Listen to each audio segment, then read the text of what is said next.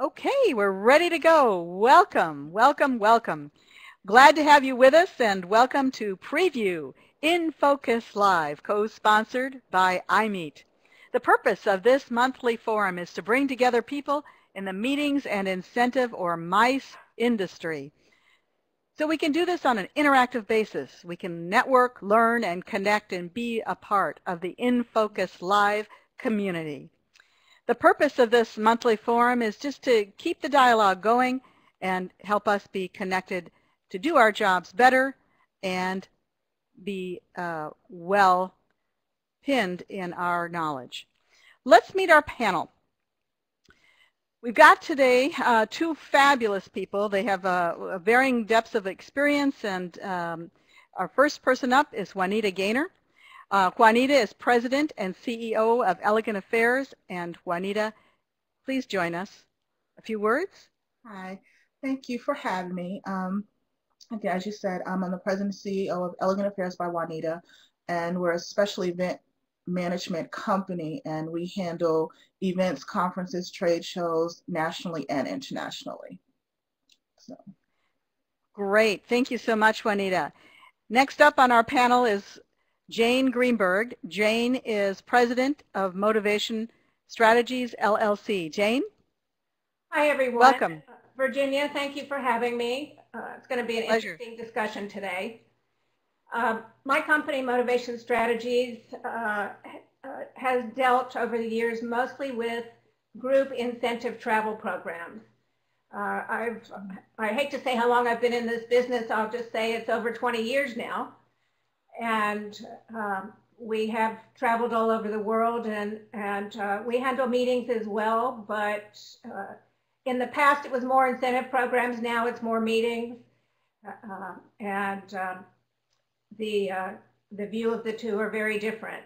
So glad to have you with us, JAYNE. Let me just remind our audience that we will take your questions throughout the program, then we'll filter them in about the last 10-15 minutes or so. So as you have questions, feel free to write them down, and we'll incorporate those into the program as we move forward. So submit those in writing. Also, let's start with a poll.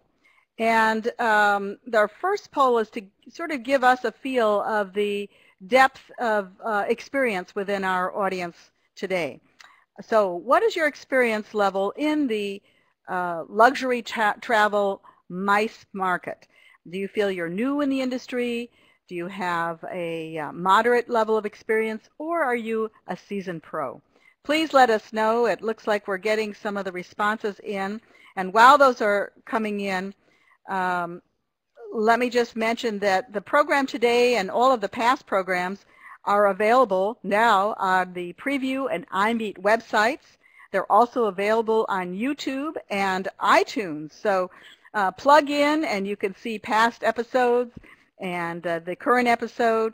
And you can download the audio version, which is great, so that you can have it with you as you're traveling. Let's say you're on the plane or commuting back and forth to work in your car or riding a bike. So check out the many, many different ways that you can plug into these episodes and keep the dialogue going. Okay, let's see. We've got about almost 30% who are new in the luxury marketplace industry for MICE meetings, and about 17-18% for a moderate, and a whopping almost 53% are seasoned pros. So that will help us as we talk about what the opportunities and challenges are within the luxury marketplace today. So let's get going. Luxury. We all have an image in our mind. But how has that image changed or remained the same, let's say, over the last 10, 15, even 5 years, 2 years in some cases? What are your thoughts on this? Let me start with you, JAYNE. Okay, well, since we started talking a couple of weeks ago, I've given a lot of thought to this. I've actually gone back farther than 15 years. And the image that popped into my mind when I was thinking of luxury, believe it or not, was that Titanic. Because luxury used to be extravagance, opulence, having everything bigger and better, brand names. That's the way it used to be, and the definition of that has changed quite a bit, but that's a much longer discussion, and I'm going to hold off on that until Juanita speaks. Juanita, good intro. Yes, luxury back, even in the last few years, has been, as Jane said, very opulent, over the top, just extravagant to the means of just sickness sometimes. So, but over the past few years, that has decreased, whereas now it's a little bit more image conscious, meaning luxury doesn't mean it has to be gaudy, big, and over the top. It could just be personalized to what the client or customer needs. Where does quality fit in? What is quality in today's environment versus, let's say, even 5 years ago? When people think of luxury, where does the word quality fit in? For my clientele and the people that I deal with, the quality is in customer service. For them, that is very important, how they're treated, how from the time they walk in to the time they leave, that it's really about them. It's not necessarily about the price point. It's about how they're treated overall, and they're made to feel like they're the only ones that exist in that particular location. So customer service is very, very key when you talk about quality. Jane, any follow-up? Yes, I of course agree with Juanita on that. Customer service, exceptional customer service is the key to everything. I'd like to back up a little bit just to mention a couple of things that has changed luxury for us in the recent years, and there are two main things that I see. One, obviously, is the economic downturn. People don't want to be opulent anymore. They don't want to show off in front of other people. They still want luxury, but as Juanita said, it needs to be more personalized, more individual, more customized. At the same time, when you're dealing with groups, and now more than ever, you're dealing with a number of different demographics, not just in ethnicity, but in age groups. The workforce is getting older and younger at the same time. So you're dealing with baby boomers, but you're also dealing with Gen Xers and Yers and the new millennial group. And so there has to be a lot of choice. You have to be able to respond to everyone. Juanita, do you have any comments, especially along the line of, let's say, how do you differentiate in terms of your hotel or venue selections, given some of the comments that Jane has made about generational differences and expectations? Usually when I'm searching for venues for my potential clients, I do take that in consideration.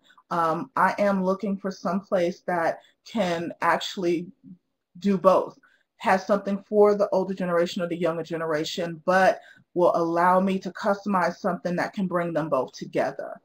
And so therefore, usually you want to try to do something. Sometimes I'll do, if it's internationally and all-inclusive, because I can keep them on site and do something, or I'll do something where one day I may have them go the older experience go one place, the younger group go somewhere else, and then the next day they're doing something together. So when I'm looking at venues, that is key, that they are able to provide me with the space and the amenities to do that. So you're really coming back into the issue that you were talking about earlier, and that is tailoring and making people feel pampered and special. Yes. Let me follow up on the demographics issue and the expectations that result from that in your return on experience and return on investment, your ROE and ROI. Any thoughts along that line in terms of generational differences? Well, when it's the return on experience, what tends to happen is that the generations begin to understand one another, because now they're in an environment where they actually have to work together and realize working together is not bad, and it's actually fun, and they can actually learn from one another.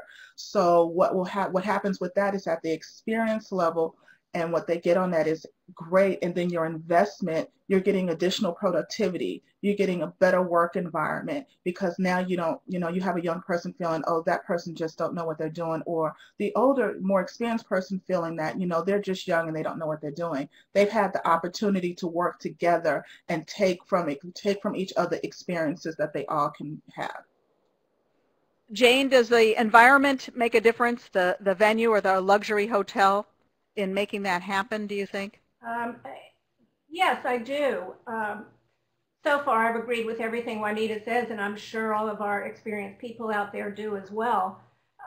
When choosing the venue, no matter what the budget is, I always think it's important to choose the very best venue you can, because the better the venue, more than likely the better the customer service. Nowadays, with things changing, people being more conscious of the environment, and wanting everything green, and with cuisine going back to having local products, I think it's good to use a lot of boutique hotels if you have a small group. Chains or independently owned products that are using the environment as part of the hotel and are building into it, rather than having a 50-foot tall luxury hotel in the middle of the mountains. That you're using your surroundings as part of it. But again, I have to go back to customer service. You can have the most luxurious hotel in the world, but if everybody doesn't have a smile on their face and are going the extra mile to be kind and helpful to you, it doesn't matter how great the hotel is. You touched on something, Jane, that I think is also important. We think of venues, but also it's what you consume that makes the luxury experience special. What we eat and the menu selections. Anything that you'd like to share in terms of how you approach that? Either of you, Juanita or Jane?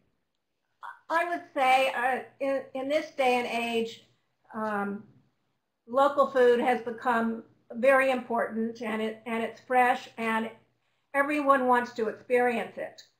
At the same time, it's also great if you have a well-known chef behind one of the restaurants in your hotels. And the other part is, again, customizing to the individual. People in groups sometimes have a lot of different diets these days, particularly things like gluten-free diets, which are very hard to prepare for. And you have to be sure that wherever you go, they are willing to, customize things for an individual if necessary. Juanita, any follow-up? Of course, I definitely agree with Jane. But as a person who myself is allergic to soy, so that's a lot of things. What I've been doing, even when I do a consult with a client, is when we go in to talk about food choices, definitely I want what's local, organic, so that they can experience that. And I do try to eventually have the majority of it either a soy-free or a gluten-free menu altogether. So therefore it encompasses everyone. You don't run into the occasional somebody who didn't think they wasn't allergic to something and they were. And usually the food is very great. It's very good. It doesn't taste awful. So I've been very successful in working with venues and doing that, and working with my clients and doing that. So it encompasses everyone, and then you don't have to do individual meals that's customized. Everyone is getting the same thing. Everyone is having the same experience, and no one feels left out. Sounds like a plan.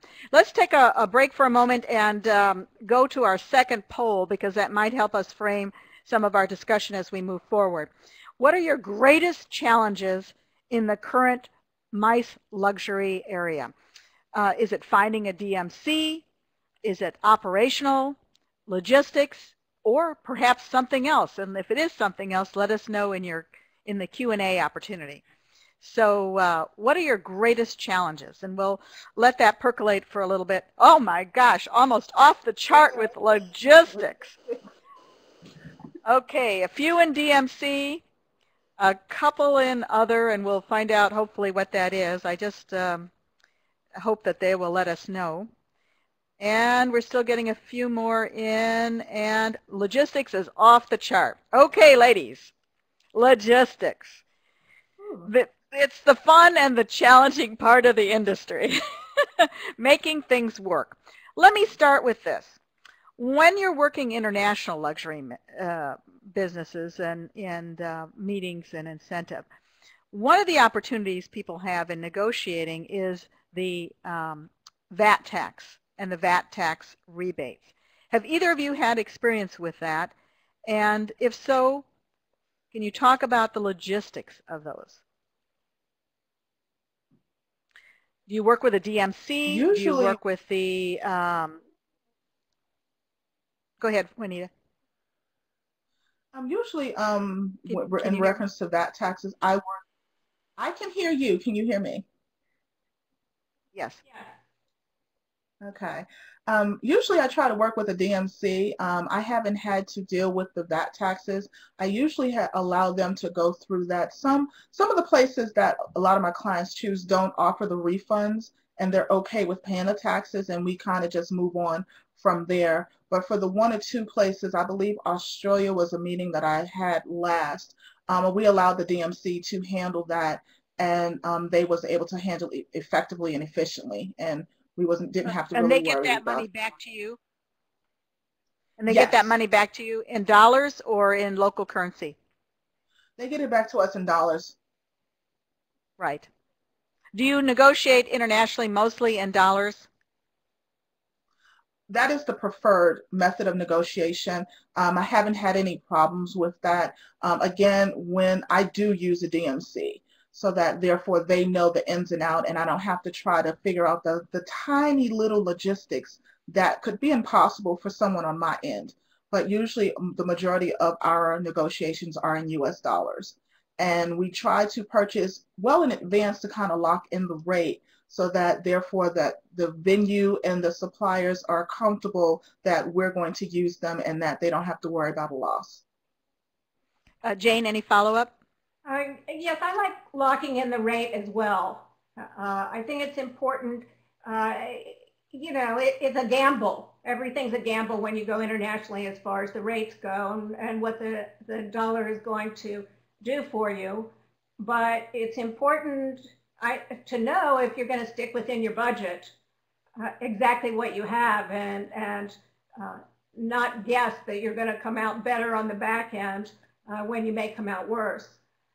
Also regarding the VAT taxes when it comes to the individuals in the group, we always make sure to give a very detailed description of exactly what individuals need to do if they spend enough money and want to get these taxes back for themselves on their purchases. Let's loop back around on logistics. What have been some of your biggest issues on logistics, and how have you resolved them? One of the things that comes up is moving, let's say, large amounts of print collateral or whatever it might be from point A to point B across borders. Juanita, you're smiling.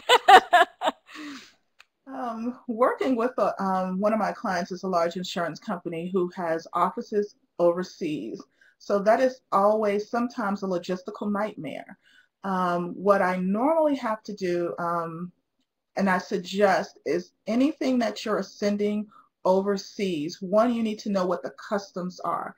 And if you don't, you need to get either a DMC or intermediary that can understand how customs work in the particular country or city you're sending your documents to.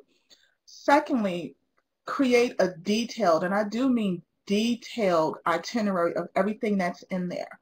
You keep one in the box, one packaging list in the thing, and you keep one for yourself. And the reason I say that, it keeps them from ripping open your boxes. Because now, once they rip them open, it's done. Now, if you have a luxury client, Are there differences in how No. you handle that? No, what I do is, yes, I put a greater importance. I try to, call ahead to let them know that these things are coming through and they need to be expedited. However, the packaging list, the details, that does not change. Whatever they're asking for, I'm giving them that and above and beyond. And that has been very successful for me. I have yet to have a package or, packages to be ripped open because they couldn't identify what was in there. It's over and above, and you can do that and everything gets to your client's destination in one piece. They're happy, very happy, and so are you. Well, yeah, absolutely. Let me ask you, when you think of luxury and luxury travel for meetings and incentive, you also think of things that are giving, gifts, maybe daily or on arrival or whatever it might be. Has that changed in those luxury gifts? Is the expectation changed, or do you buy more in country or on location if it's domestic? Has that mix changed at all? It hasn't. And that ties in a little bit with logistics. Are you doing it because you don't want to ship or doing it because there's an opportunity? It hasn't changed that much for me because I have always given a great deal of attention to the gifts and finding as many things as possible in the local area that is going to have some meaning, whether it has to do with an excursion they've been on or a place that they've been or something they've seen, something that's going to have meaning and not just a piece of crystal that really is not going to mean anything to them. You want to do something that I had a group in Switzerland once, and all the gifts were local. And the last evening, we were in a castle, and there was a harpist playing. It was a beautiful scenario, and the gift that night was a music box in the shape of a harp, Nice. to remind them of that evening. And then with those gifts, I have always written and customized notes and cards, whether they're rhymes or whatever they have to do with. I always make those notes special that go with the gifts. So that hasn't changed that much for me because I've never been real extravagant as far as, expensive gifts. Juanita, have you experienced in the luxury market a difference in the type of gifts that are given for MICE situations? Or does it have to do with generational? No, it's more so, it's not even generational. The changes have been, instead of, like Jane was saying, some big crystal or watch, they're looking for something local.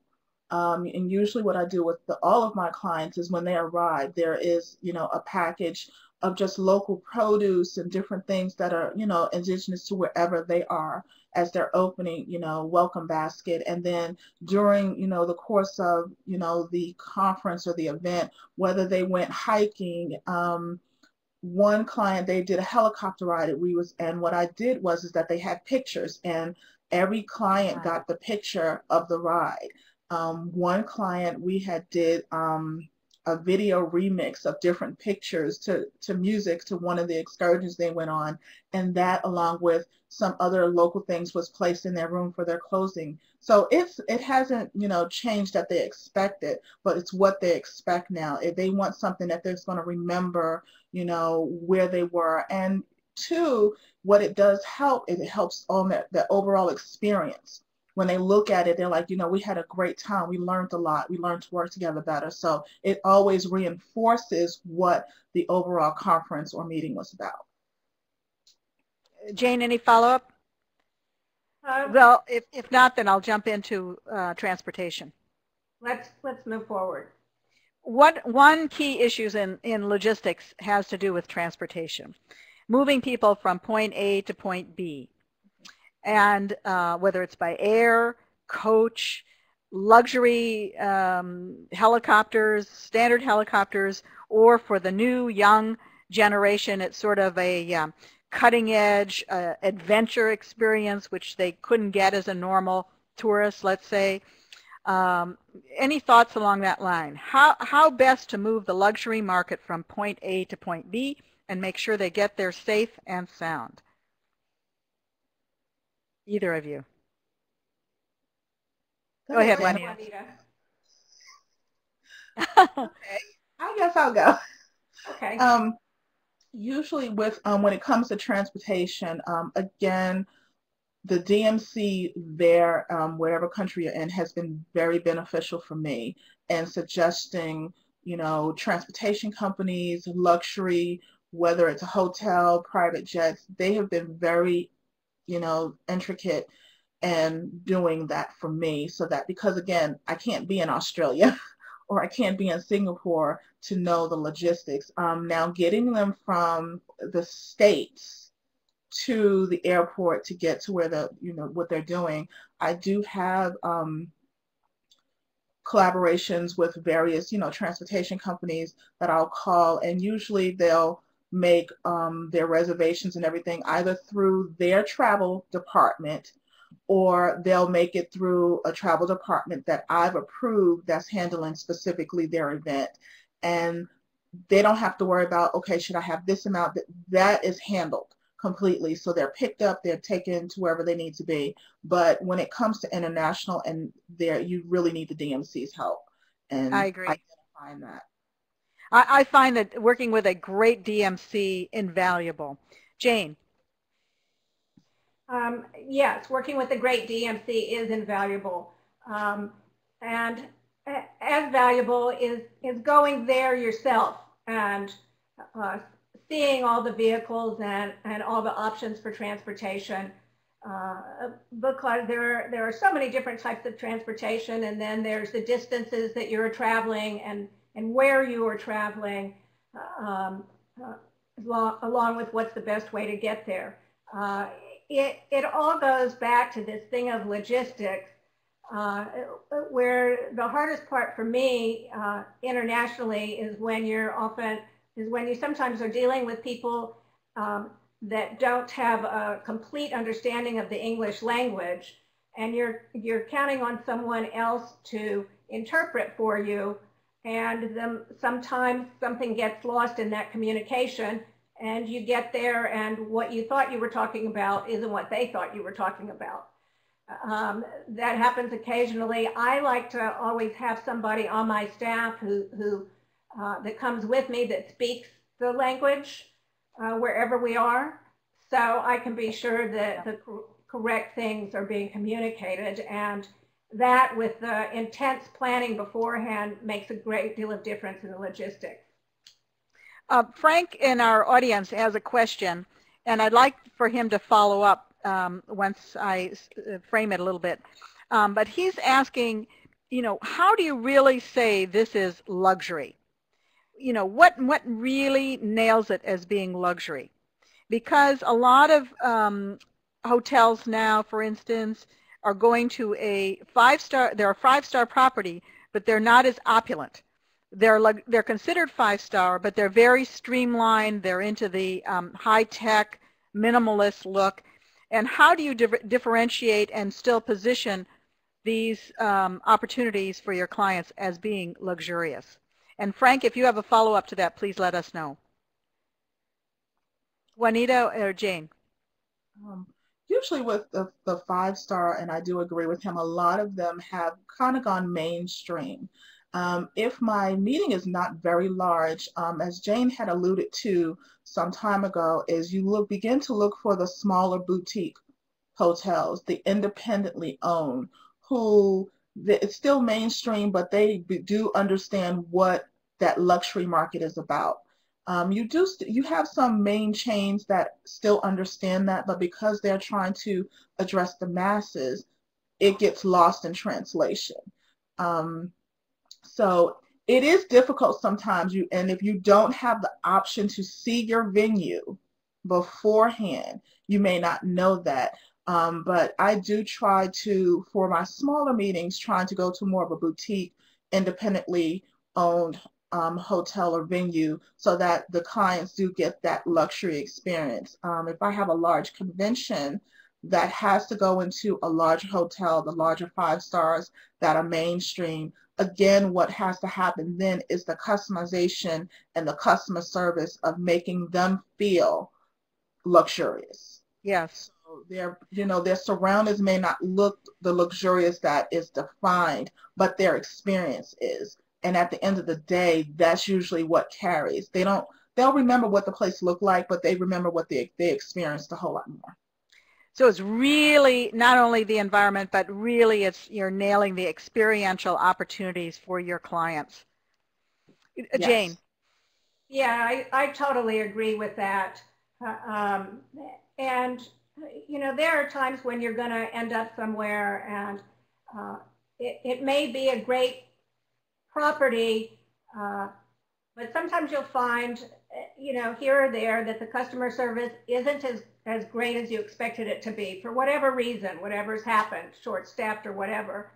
And one of the things I do, no matter what property we're going to, not only seeing and experiencing it firsthand before the group, but also taking enough staff with me and making my staff and myself the point of contact for the hotel, rather than having the clients always deal directly with the hotel. Whether there's something wrong with their room, whether there's something special that they want, whatever we're trying to do, I like all requests to come through us, because I know that way that we will find the best answers, the most knowledgeable answers, and be able to lead them in the right direction using good customer service practices. Well, that's it. You're on top of your clients. Yes. By doing that. Frank asked a follow-up question. It's very interesting. He says, how do you find a DMC that deals in the luxury market or luxury mice? How do you make those connections? Well, I have an idea. Sorry. Trade association meetings, like there are many all over the world. Some of them are regional, some of them are international. But please go ahead. You find them through the hotels, through other local contacts, as you said, through networking, through all the industry meetings you attend. In choosing a DMC, I always, when going on a site visit, interview and spend time, if possible, a day or half a day with each one of them, not only seeing places, but getting a feel for how flexible they are and how creative they are. Because luxury, again, comes from individualization, customization. And they may have their specific events and different things that they line up and they do for everybody, but then you want them to be able to work with you to help customize those things for the people that you are bringing with you. Like a special dinner in a private home on a mountaintop overlooking the ocean, or exactly. access to a library that nobody could get into and it's got Baroque something or other on it, or anything that's going to make them feel like VIPs, VIP access, something that other people don't get to do. And you really sometimes have to dig deep on your own and your own research, and then come to them with your own ideas and see how they can expound upon it. Mm-hmm. Juanita? Yes, networking. What I have done is I've researched possible areas that I may want to have a client go to, and I've reached out to the DMCs myself, found out if they have a local contact here in the States, creating relationships with the DMCs. You may not know them, but as you get to know them and you create those relationships on this side, when you do need to use them, you may not need to use them a year from now, but you still have dialogue, you still talk about them, you may be able to refer them to someone else, but it's creating those relationships before you actually need them that you can really get the customization and the attention that you'll need for your client. Mm-hmm. Let me just mention to the audience, somebody had written a question and then it disappeared. So if you can write that again, or if others have questions, please write them out and we'll filter your questions into the discussion. So You know, the luxury market today being so different than what it was a few years ago, and we were talking earlier about Gen X and Gen Y. We have a question that just came in. How do you decide to choose an independently owned boutique? And I can't read all of the question, but I think boutique, either hotel or DMC. I'm not sure. I can't see the rest of the question. Either of those. What it is that it's you go by your experience, what you know your client is looking for. Because sometimes, you know, you may each boutique hotel or property is different, but what your client may be looking for is also different. Say for instance, if you're doing a board meeting, which I do a lot of, they may say, you know, we want a board meeting, we're going to do the year end, preparing for the next year, but we want to experience the mountains and we don't want to be around this and we want this and we want, then you begin to search based on what the client's needs are, and then you narrow them down. Now, if you do have the option to go see the property, that is absolutely great, but with technology, you can, you know, do with Google and technology, you can actually see it from the web, or if you have a close friend or somebody that you know in the area that can actually go and video it for you and take pictures and send it back to you, that is another way. But in choosing them, it is based on what the needs of your client are. How often do you actually do a site visit? I always do one. If it's in the U.S., in Canada and the U.S., I am always doing them. Internationally, what I try to do is I try to plan a trip for 2 to 3 weeks and try to hit as many particular sites that I may be interested in, or clients may be interested in. And sometimes I'll do sites for different properties, even though I don't have a client that may be looking for that particular property, but it may be of interest, or a colleague referred it, or they just finished a meeting and I want to see for myself, you know, the potential it may have for a client. Mm-hmm. Jane? As I said, I have always done a site inspection before I took a group anywhere, even if it's a place I've been to before and that I'm familiar with, because things change all the time. And there may be a new venue, there may be a new event, there may be something that you haven't done before. And so I strive to find new things that are more unique. And, you know, as things change with technology and everything else, you have to go back and look at places again. So yes, I do it every time. Well, and also we were talking about logistics. A site really cleans up a lot of logistics issues because you can walk the walk and know where there might be concerns, issues, or opportunities. And also, I'm sorry, I didn't mean to speak over you there, but okay. The other thing I've always done on sites, if I have some activity that I'm not sure about the activity, I always do it myself to see if it's something that I can do, or, you know, something I'm really going to enjoy, whether it's rappelling off a cliff in Switzerland or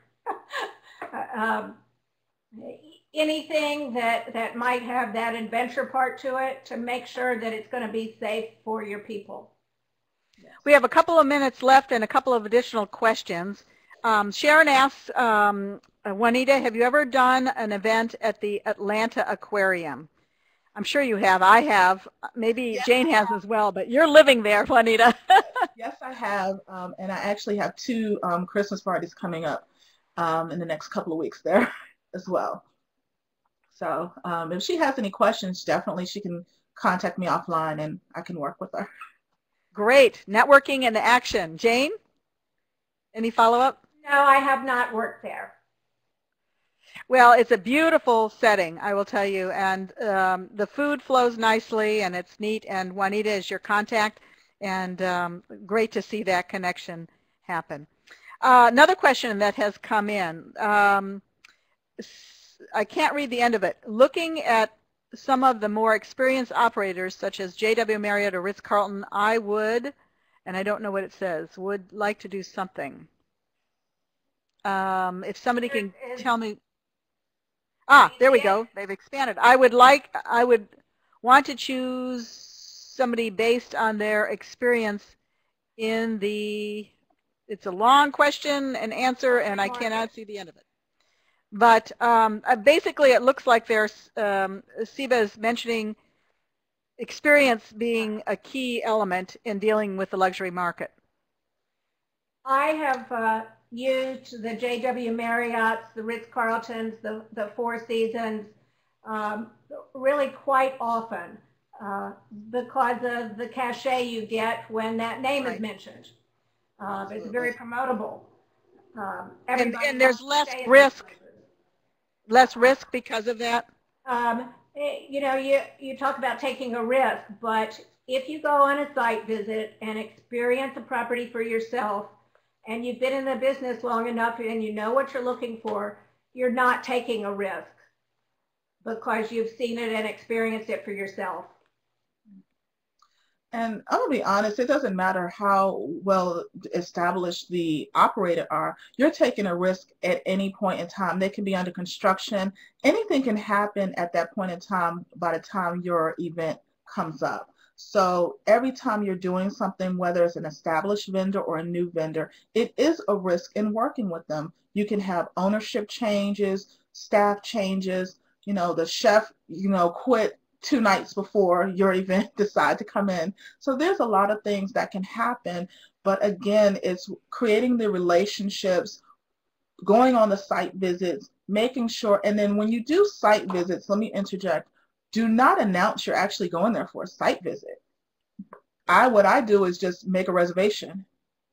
And I'm coming there and I'm going to see how your customer service is. I'm going to be the irate customer. How do you handle me?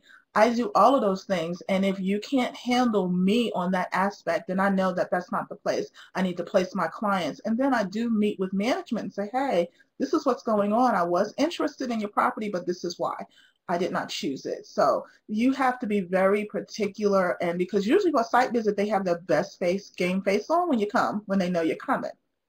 Well, yes, so. And you're spending, you know, a high dollar amount per person, and their expectations are high, and you know you've got to deliver because you're only as good as your existing event. And if it doesn't come off the way you want to, then, you know, it gets risky.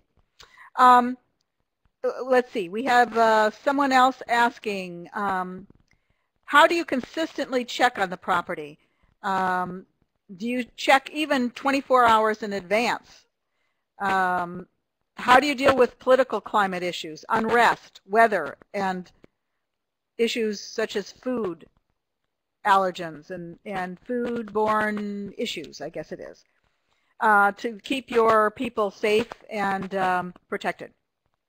It's all in the planning and knowing your destination, and as Juanita said, having great relationships. Not only with your DMC, but with the people you're working with at the hotel, so that if anything comes up that's out of the ordinary, you're going to get that information. And as Juanita said, some things are going to happen while you're there. You have to be flexible, and you have to come up with creative ways so that your group can, you know, have their meetings or have a good time despite what is going on. That becomes your responsibility, and your flexibility and able to be creative in that in any instance is essential. And to follow up with that, usually, yes, usually for any events that's international, I am on the ground 2 weeks before the event. So if anything was to happen, like a major storm, there's contingency plans in place. There's insurance in place if something has to be canceled or rescheduled. If anything political comes up, usually if I can't get in there with 2 weeks prior and there's something coming up, I already know that there's going to be a possibility we have to reschedule or we have to, you know, move the meeting. So I normally would know that food allergies, again, I work with my clients to create a soy-free, gluten-free And then if there's any seafood allergies or things like that, that's something that is completely, I speak with my client and we just eliminate that altogether, so that therefore there's low risk of cross. Go ahead, Virginia. Do you find if you're going into an area that may be, let's say, on the State Department alert list or something of that nature, do you go, not go? And if you go, do you have backup plans for exiting people if need be, et cetera, if you're in a situation that may have some unrest potential? Usually if a particular country is on a State Department list and this event is happening, what I am doing is I will try to get there 3 weeks before in situations like that, to speak with the state and find out how we're going to move people, make sure that there's buses, transportation, and a safe route so that we can get them in and out and get them into protective custody so that they're away from whatever it is to, get them safely back to the States or whatever country they originated from. Mm-hmm. So, but that's all in the initial plan. Yeah, we always have backup plans. We had to move a whole meeting from a major hotel, very high end, to another location, and we had to do it within about 2 weeks. So, yeah, we also had a situation where the top chef became ill, and it was a particular meal. I mean, this was a recreated meal from a movie. So it was a lavish and so on and so forth. Luckily, we had a fabulous DMC. And that DMC found an amazing chef, very shy. People still talk about that meal. And she didn't even want to come out, the chef, who happened to be a woman, didn't want to come out and get the accolades from the whole group of attendees because she was so shy. But it was amazing. And we didn't even know that it was so close because the DMC was working with us so carefully right up to the very beginning of that meal to make that happen. And so that's where the power, especially in the luxury market, of working with a top DMC is worth its weight in gold, regardless of what the situation is, whether it's logistics, operational, unrest, food, whatever. Anything else? Is there an experience that stands out in your mind as illustrative of how you deal with a unique client and a luxury MICE opportunity? Is there something that you did that was just so unique and over the top that you would like to share with everybody? It wasn't over the top, but it was very unique.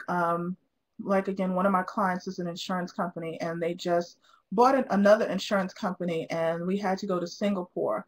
And for people, when we're doing events and whatever internationally, you have to truly study the culture, what is required, even for women and men, and you have to understand that and educate your clients to that.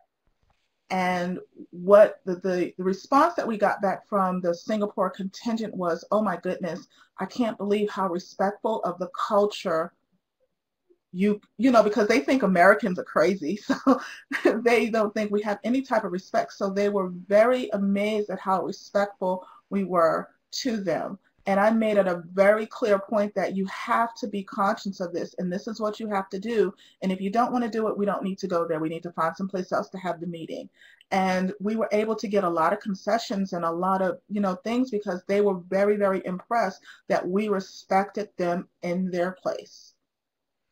That's a very important point because it goes a long way for working in a partnership with whoever it is in your location, whether it be domestic or international. And that's a very good point, Juanita. James was indicating she might have a story too. Jane?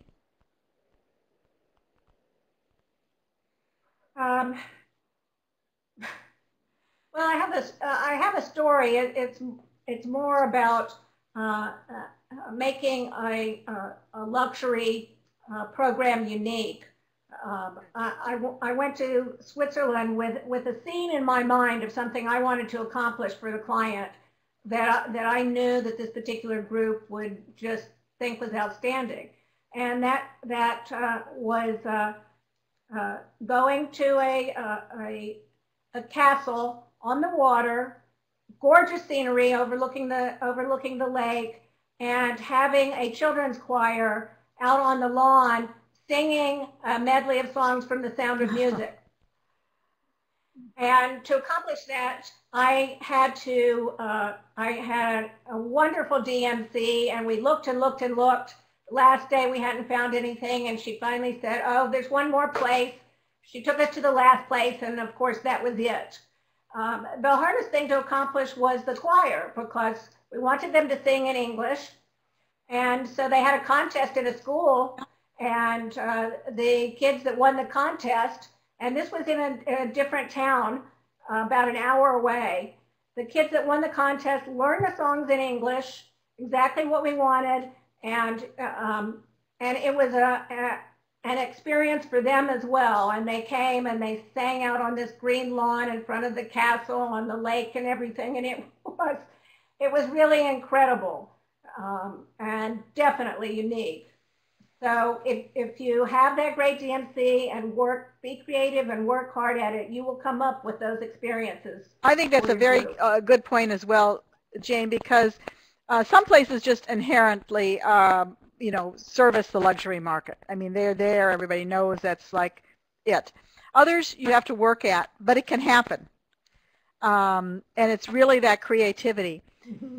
I'm just curious, what is the balance between the amount of creativity that you bring to the table versus, let's say, you're asking your client, are there certain things you'd like to do when we go to X, Y, or Z place? And if so, great. If not, then you take the ball and run. What is that balance? Is it all in your lap? They say, the CEO, let's says, okay, we're going to go to Singapore, or we're going to go to someplace in India or South America, and it's up to you to run with it, or does the CEO say, and also we have to do a helicopter ride, or we have to do whatever?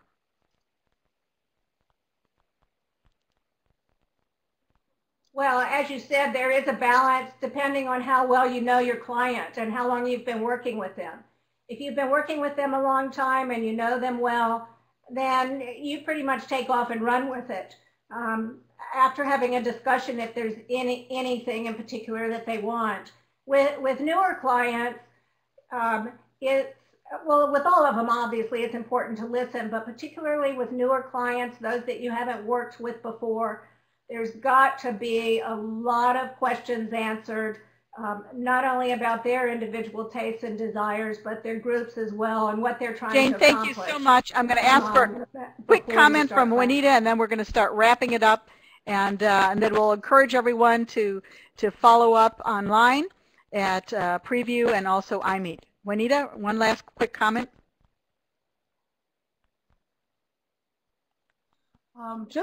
When you decide to do any event internationally, again, great DMC, network, get to know the people that you could potentially work with, and really continue those relationships onward, even if you don't use them currently, but for the future. It'll make things a lot easier. Well, I want to thank you both, Juanita Gaynor and Jane Greenburg. I'm having some audio technical problems, but I want to thank the audience for joining us today as well. Join us December 16th for the next Prevue InFocus Live, co-sponsored by iMeet, and that's going to be on the topic Young Moguls, the Wired Nation, the Wired Generation meets why, when, and where. Very interesting. Remember, if you want to watch or review any of the existing programs in the InFocus Live series, please check in with Prevue or iMeet websites, iTunes, and YouTube. We'll see you next month for our next episode. I want to thank you so much for joining the InFocus Live community. Have a great day. Bye-bye.